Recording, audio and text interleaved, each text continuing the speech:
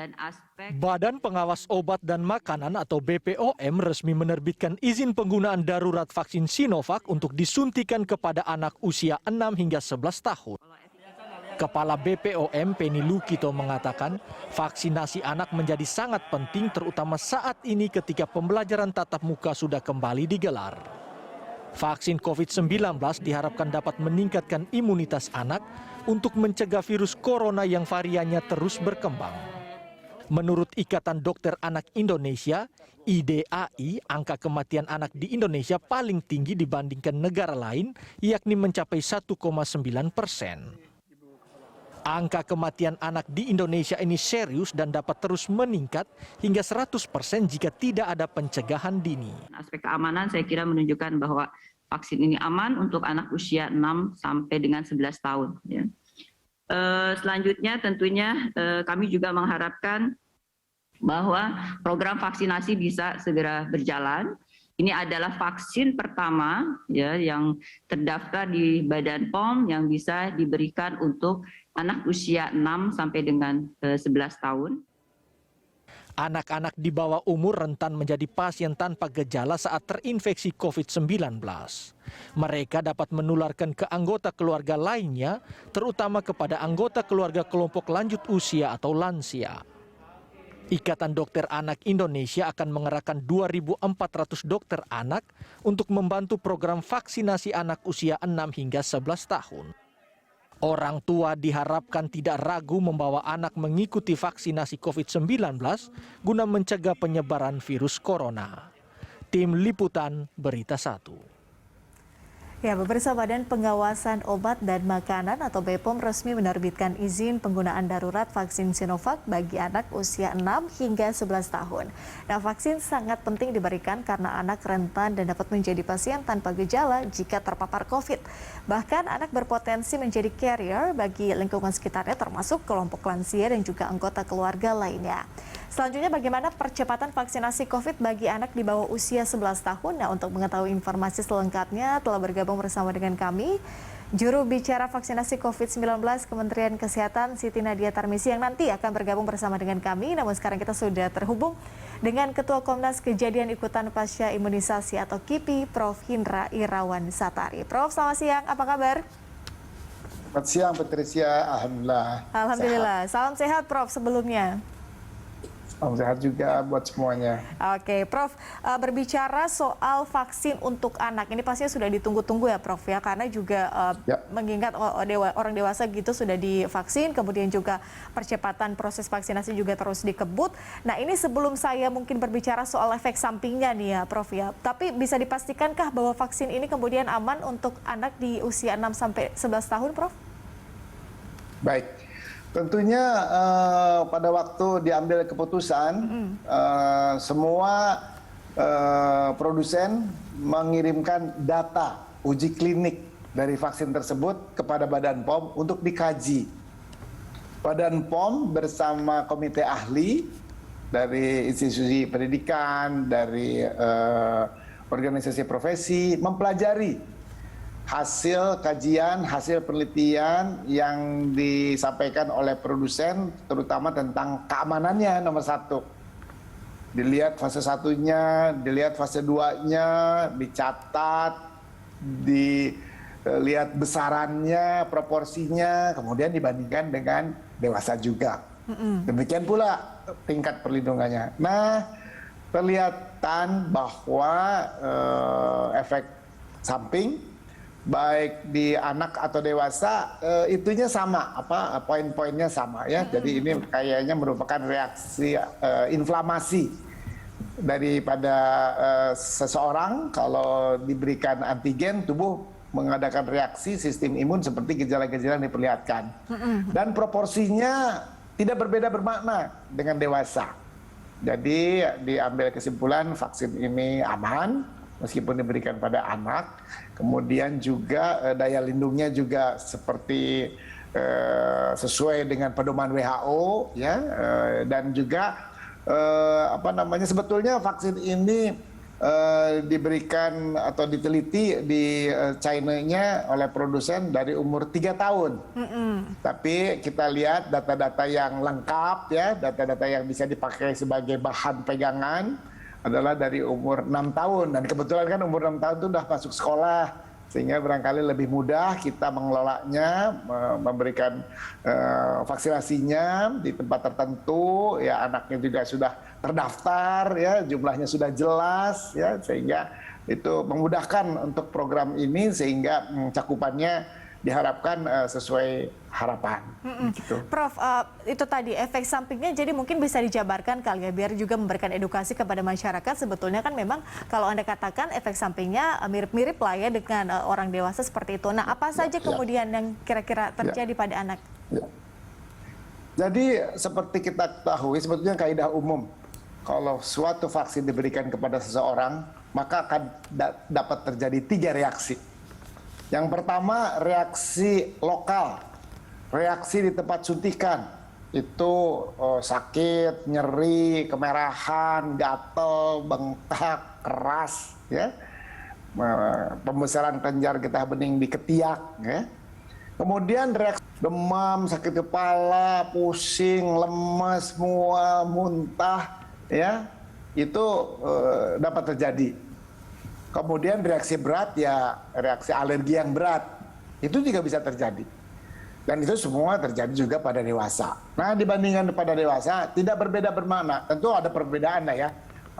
Anak dengan dewasa tentu aja ada perbedaan. Tapi tidak berbeda bermakna artinya sesuai dengan persyaratan dari WHO. Dan kita juga melihat contoh-contoh vaksin yang telah diberikan juga di negara lain yang telah mengadakan trial seperti Pfizer, gitu kan. Nah, kita juga melihat, ya, membandingkan dan mempelajari, akhirnya menyimpulkan bahwa tadi gejala-gejala lokal tempat suntikan, gejala-gejala umum, ya, yang menyeluruh baik anak pada dewasa memang berbeda, namun tidak lebih tinggi atau tidak jauh, ya, berbeda antara dengan dewasa, tapi tentu saja ada berbeda, reaksi beratnya pun tentunya ada berbeda, namun tidak sangat mengkhawatirkan, ya. Artinya ini kan semua tindakan medik, melakukan vaksinasi kan tindakan medik, ya, meskipun kegiatan rutin, ya, kegiatan dapat dilakukan secara massal, namun ya harus dilakukan oleh orang yang kompeten.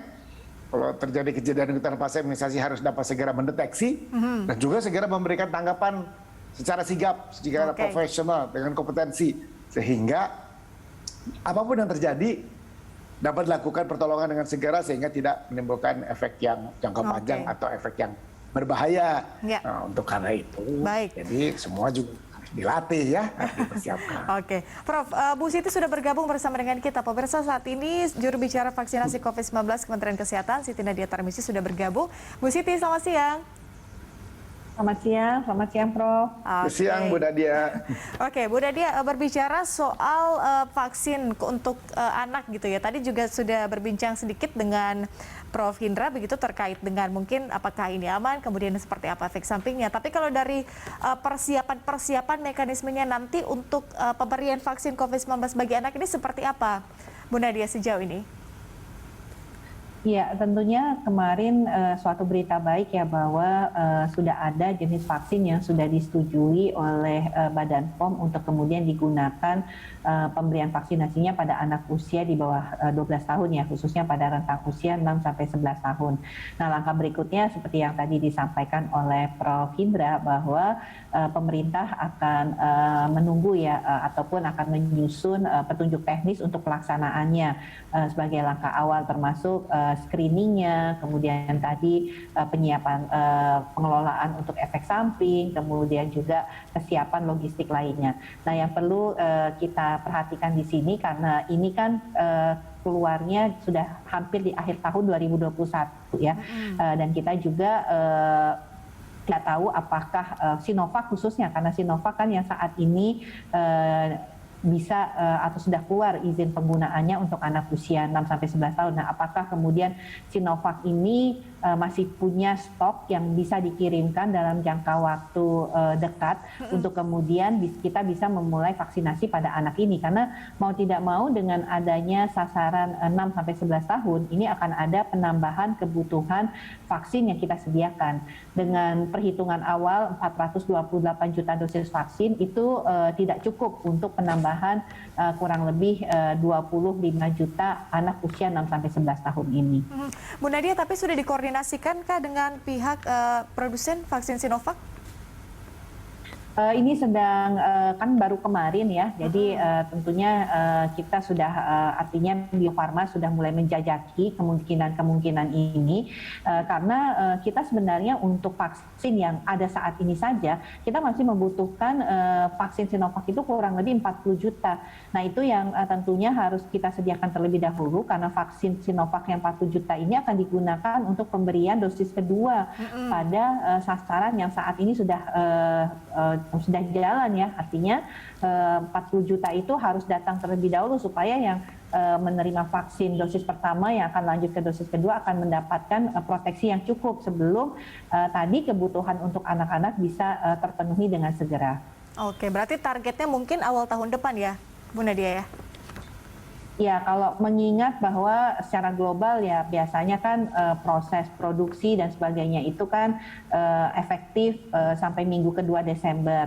Dan proses mungkin juga untuk pengiriman yang biasanya kita lakukan ini kan ada proses ya untuk pengeluaran barang, izin impor dari satu negara ke negara lain, di mana kan ini di luar dari pesanan awal yang sudah kita sepakati di awal tadi. Jadi memang ini membutuhkan waktu untuk kita memulai prosesnya. Tapi kita lihat ya kebijakannya seperti apa. Kalau memang yang penting yang dosis kedua ini dipenuhi dulu khususnya untuk Sinovac karena kebetulan jenis vaksin yang disediakan ini atau yang untuk anak ini adalah vaksin Sinovac. Tapi kalau kemudian kita masih punya stok yang cukup ya kita bisa saja memulai vaksinasi ini. Tapi kita tunggu nanti sangat tergantung dengan ketersediaan vaksin. Oke, tergantung dengan ketersediaan vaksin. Bu Nadia dan juga Prof. Hindra, kita lanjutkan di segmen berikutnya. Pemirsa tetaplah bersama kami, Lansek segera kembali. Kan vaksin Sinovac dan diberikan ke anak-anak di bawah usia 7 tahun. Di antaranya ada Kamboja, Chile, dan juga Tiongkok.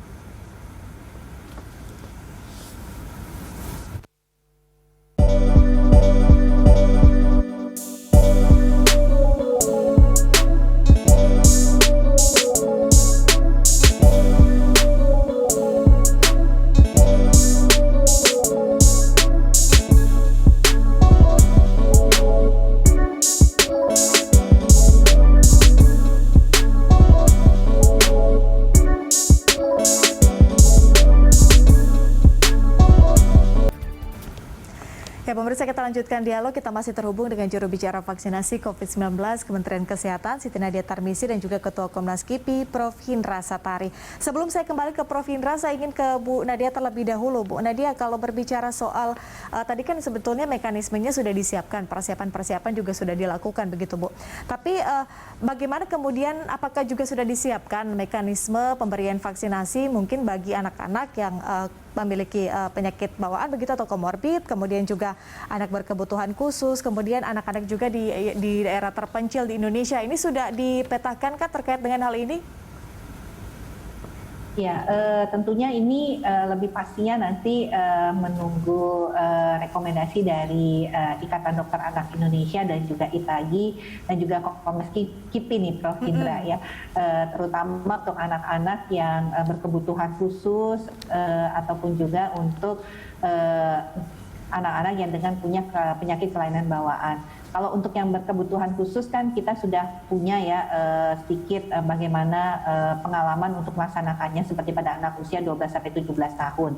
Tapi mungkin nanti ada penajaman khusus. Kalau untuk daerah terpencil dan tertinggal ya artinya selama ini vaksinasi yang kita lakukan kepada anak-anak itu kan sebenarnya sudah ada mekanismenya ya, dengan melalui jalur imunisasi rutin yang selama ini kita lakukan, ataupun imunisasi nasional seperti campak dan rubella, ataupun imunisasi lainnya pada anak usia sekolah dasar, atau bulan imunisasi anak sekolah ya, seperti itu. Jadi tentunya untuk daerah-daerah terpencil kita akan melakukan melalui sekolah-sekolah dan melalui mekanisme yang ada dengan fasilitas pelayanan kesehatan yang selama ini sudah memberikan vaksinasi kepada anak-anak sekolah dasar. Jadi salah satu tentunya ini yang bisa kita lakukan untuk pelaksanaan vaksinasi pada anak-anak ini, karena pelaksanaan vaksinasi pada anak-anak relatif lebih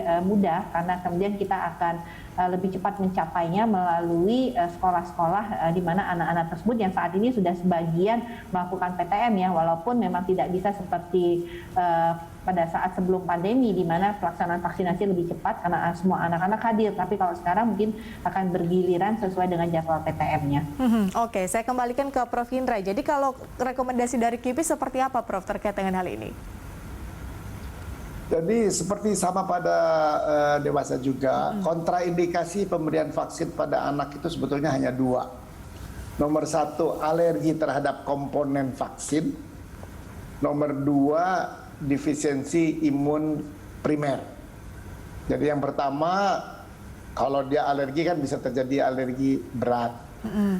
Kemudian yang kedua, kalau dia defisiensi imun primer, tentunya meskipun diberikan antigen, diberikan rangsangan, sistem imun tidak akan memberikan respons, ya. Mungkin tidak ada sama sekali, kalau enggak tidak optimal. Yang lain bukan kontraindikasi. Jadi misalnya ada kelainan bawaan, kelainan jantung bawaan, bukan kontraindikasi. Kelainan ginjal, ya, kalau dalam keadaan stabil ya enggak kontraindikasi, ya. Talasemi tentunya harus ditransfusi dulu ya, kalau HB-nya di atas 10, jadi segera setelah ditransfusi bisa diimunisasi. Yang disabilitas bukan kontraindikasi. Yang anak-anak dengan diabetes mellitus bukan kontraindikasi, tapi tentunya anak-anak kan komorbidnya agak berbeda ya dengan dewasa ya. Mereka itu ya itu tadi kelainan jantung bawaan, kelainan paru kronis, ya, diabetes, talasemi, ya, ada yang malignancy ya, cancer. Nah itu kalau cancer juga kalau memang dalam sedang di kemo ya mungkin ditunda sampai keadaannya sel-selnya sudah pulih, kekebalannya bisa respons. Kalau enggak ditunda aja, nggak apa-apa.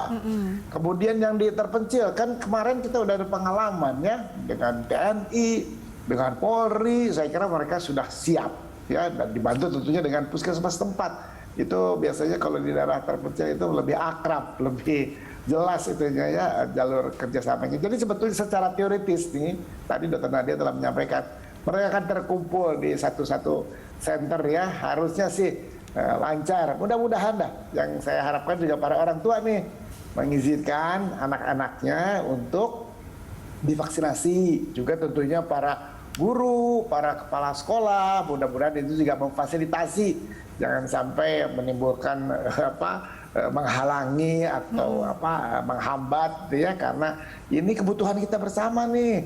Ya, makin banyak yang divaksinasi, itu virusnya nggak ada tempat untuk berkembang biak, nggak bisa mutasi lagi dia. Kalau orangnya udah divaksin, virus itu nggak bisa hidup di orang yang mempunyai kekebalan, virusnya mati sendiri.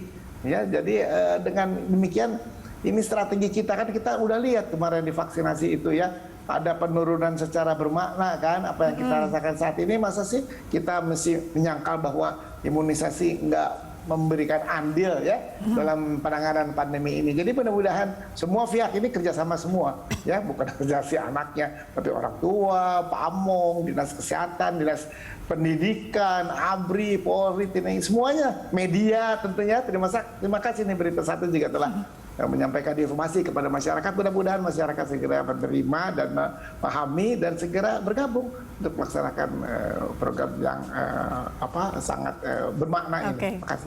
Ya, kita harapkan juga demikian, Prof. Tapi pertanyaannya adalah, ada tidak sih cara yang kemudian bisa dilakukan begitu untuk meminimalisir paling tidak efek samping setelah vaksin diberikan?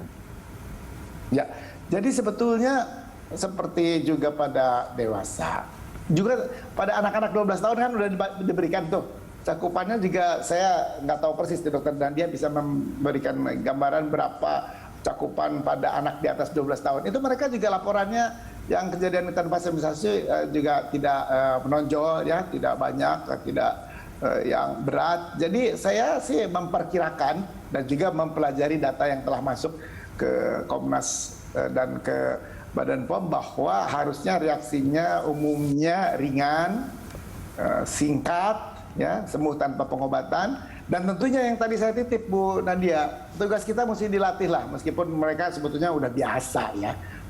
Petugas di puskesmas ini menjalankan imunisasi udah mereka kerjaan sehari-hari, tapi kita tetap harus waspada, kita harus tetap dilatih ya, kita harus bisa mengenal, mendeteksi secara dini kalau kejadian apa yang harus dilakukan, kalau kejadian apa diagnosisnya apa, tata laksananya apa, kalau perlu dirujuk jalur rujukannya sudah jelas, yang menerima rujukan harus juga sudah siap. Jadi itu mengurangi efek fatality ya dari kejadian ikutan pasca imunisasi, karena sebetulnya kejadian ikutan pasca imunisasi itu umumnya ringan kalau ditangani dengan segera, diobati dengan tepat, didiagnosis dengan sesuai, maka dapat tertolong semuanya. Saya mengharap itu semua kita bekerja sama, juga para orang tua, kalau ada kejadian apapun segera menghubungi Pasienkes, guru ya, bukan lapor ke sosmed, lapornya ke Pasienkes. Jadi supaya selesai. Kalau lapor ke sosmed cuma di forward doang, nggak selesai ya. Tapi kita upayakan cepat dapat pertolongan, segera kita berikan pengobatan. Mudah-mudahan semua reaksi bisa kita tangani dengan sebaik-baiknya. Oke, Prof. Tapi kalau berdampingan mungkin dengan vaksin atau imunisasi wajib lainnya begitu, apakah ini bisa dilakukan bersamaan? Sebetulnya secara teori dapat dilakukan, kiri kanan gitu ya, bisa ya. Namun barangkali kan kadang kita suka bingung nih, kalau ada kejadian ikutan pasca imunisasi, vaksinnya 2 kiri dan kanan, yang menyebabkan yang kipi yang mana nih, yang kiri atau yang kanan. Jadi mungkin kita jarangkan, beda interval 4 minggu, tapi gara-gara ini sekarang kan lagi outbreak, lagi pandemi, mungkin kita vaksin dulu si COVID-nya, nanti berikutnya vaksinasi yang sesuai dengan urutan atau sesuai dengan jadwal. Jadi nggak ada istilah terlambat, ya. Pokoknya begitu sehat vaksin. Karena ada vaksin COVID, sekarang yang ada vaksin COVID dulu, bulan depan vaksinasi yang rutin lanjutkan, ya. Jadi silakan. Tapi sebetulnya silakan kalau mau bersamaan juga ya, tidak berbahaya dan tidak kontraindikasi. Silakan kalau memang bersedia, ya alhamdulillah. Oke, Bu Nadia, kalau terkait dengan hal itu nanti masuk di screening tidak sih? Iya, pasti ya. Jadi makanya kalau kita melihat ya proses screening pada anak usia 12 sampai 17 tahun, jarak antara vaksin lain dengan vaksin COVID-19 itu adalah 1 bulan ya. Nanti apakah ada perubahan atau tidak dari kajian tentunya ITAGI dan Ikatan Dokter Anak Indonesia, ini kita tunggu. Makanya kemudian walaupun kemarin sudah dikeluarkan izin penggunaan darurat daripada vaksinasi untuk rentang usia 6 sampai 11 tahun, tadi disampaikan juga Pak Indra, kita tidak langsung hari ini langsung menyuntikkan kepada anak usia 6 sampai 11 tahun ya, karena butuh persiapan dari sisi teknis pelaksanaannya dan tadi kesiapan tenaga kesehatannya untuk memberikan vaksinasi kepada anak ya, dan juga penanganan efek sampingnya. Jadi tadi Prof. Indra sampaikan sebaiknya dilakukan pelatihan dulu untuk bisa memberikan vaksinasi. Dan yang terakhir tentunya memastikan ketersediaan vaksin ini ya, karena tambahan sasaran ini pasti akan menambah jumlah vaksin yang kita harus sediakan untuk bisa memberikan proses vaksinasi pada usia 6 sampai 11 tahun ini. Tapi kalau kita merujuk kepada screening sebelumnya, mungkin ini masih ada update-update ya, karena rentang usianya kan berbeda. Kalau 12 sampai 17 itu sudah remaja ya Prof ya. Tapi kalau 6 sampai 11 tahun ini kan masih anak-anak ya.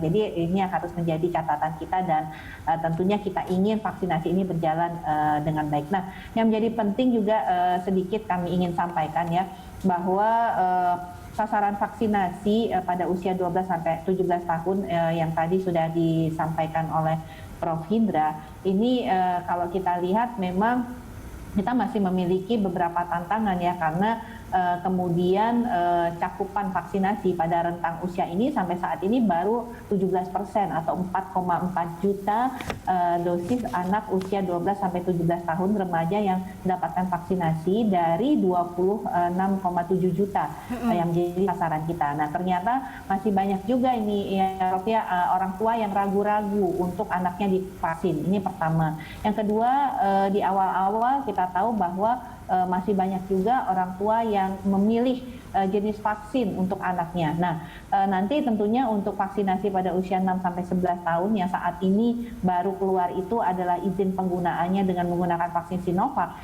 Kita berharap bahwa kalau vaksinnya sudah tersedia, tidak ada keraguan-raguan lagi dari orang tua untuk segera memvaksinasi anaknya. Ini yang pertama, nggak ragu-ragu ya, yakin. Yang kedua adalah jangan menunda karena ingin memilih jenis atau merek vaksin tertentu. Nah, ini yang pesan kita, karena tentunya harapan kita vaksinasi COVID-19 ini kan bukan hanya perlindungan individu, tapi juga perlindungan bersama untuk kita bisa keluar dari pandemi COVID ini. Oke, baik Bu Nadia dan juga Prof. Hindra, kita masih ada satu segmen terakhir, nantinya kita lanjutkan. Pemirsa tetaplah bersama kami, Lanstock segera kembali.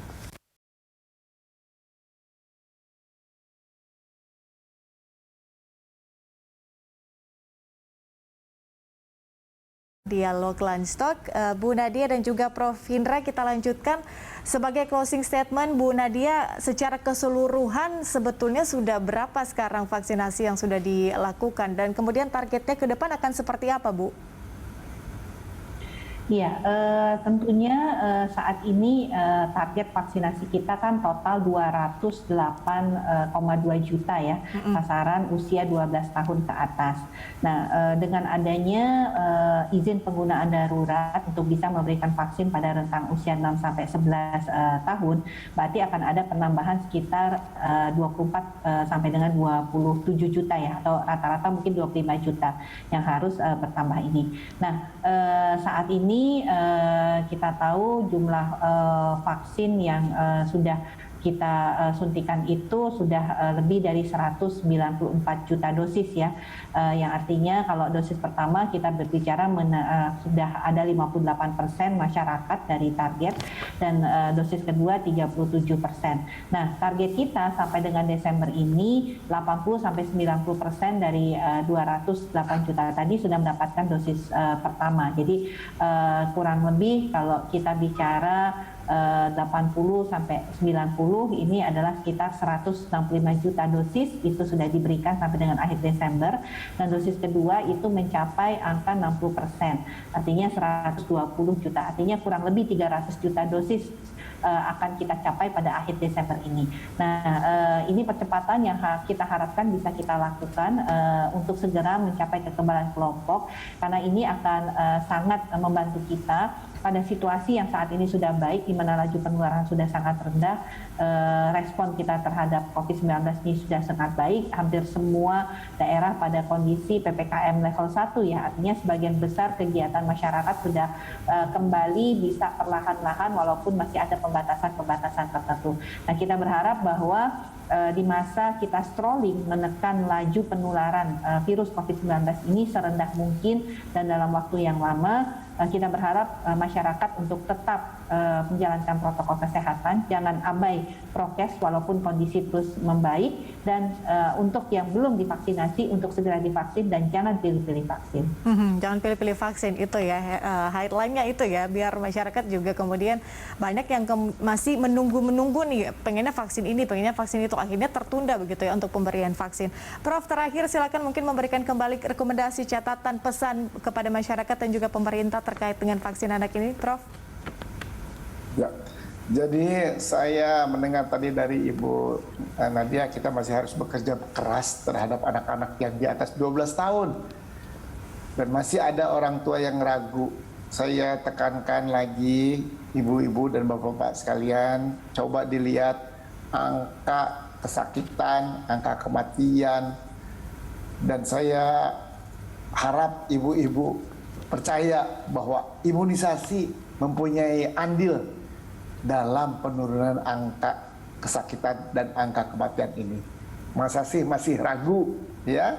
Dan juga laporan-laporan yang masuk memperlihatkan bahwa gejala kejadian ikutan fase imunisasi ringan dan hilang dengan sendirinya, kadang perlu pengobatan. Untuk itu saya ajak orang tua untuk segera membawa anak-anaknya, baik yang di atas 12 tahun, nanti kalau ada vaksinasi yang di atas 6 tahun, agar cepat-cepat kita dapat menurunkan dan kembali ke normal.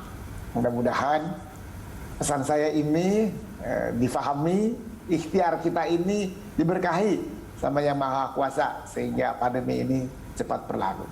Demikian, Amin. Pak Krisya. Oke, kita harapkan juga demikian ya Prof ya. Jadi untuk masyarakat, ayo cepat vaksin. Jangan lupa juga tetap memperhatikan, memperlakukan protokol kesehatan ketat dimanapun kita pergi dan berada.